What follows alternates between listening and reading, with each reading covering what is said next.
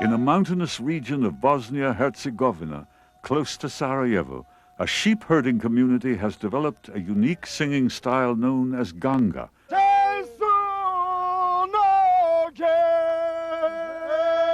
This genre, which is primarily sung outdoors in groups, closely reflects the conditions and lifestyle of the Highlander community.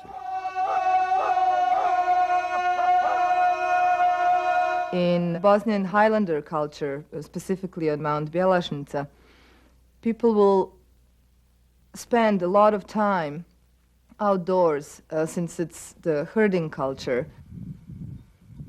They will spend a lot of times up in the hills, all alone, looking down into the valley, and if somebody is passing through the valley, they certainly want to be heard.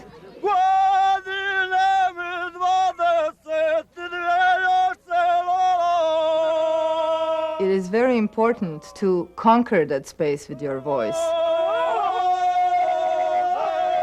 In terms of finding a genre that will carry the furthest, it's definitely a genre called Ganga.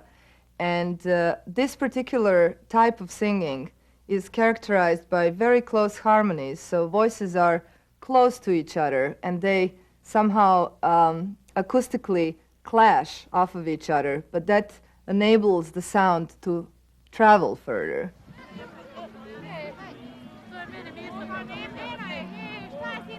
When I first got to Mevlud Fair, which is the occasion on the mountain when everybody gathers in one place, and the singing happens everywhere, it's just absolutely astonishing.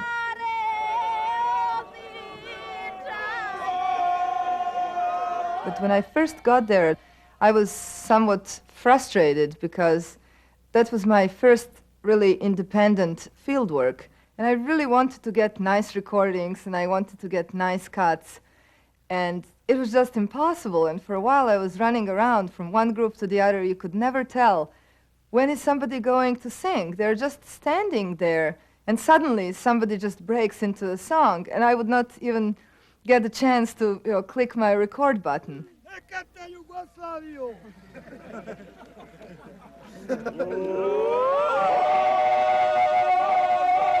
And then suddenly it occurred to me, this is really what is attractive about this type of singing. It's not there to be performed, it's there to express something.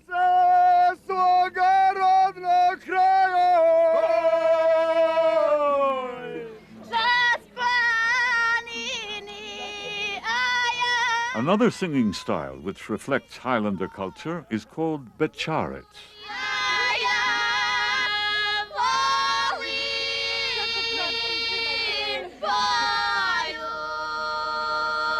In patriarchal Highlander culture, men and women do not sing together.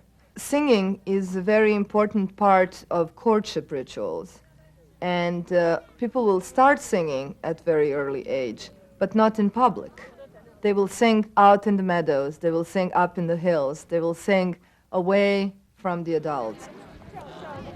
So it often happens that, for example, a group of girls, when they feel ready for courtship and for marriage subsequently, they will suddenly, one night, decide to start a song in the village.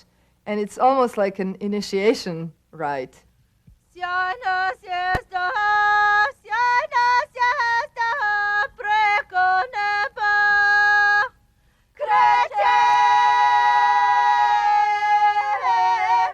The becharas that we sang is called Shining Star, and I can tell you the story of how I first encountered that particular becharat. It was a fairly cold but extremely clear summer night.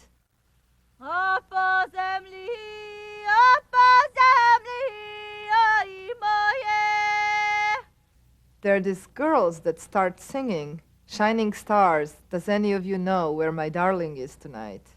Shining stars wandering through the sky, on the earth, my darling and I."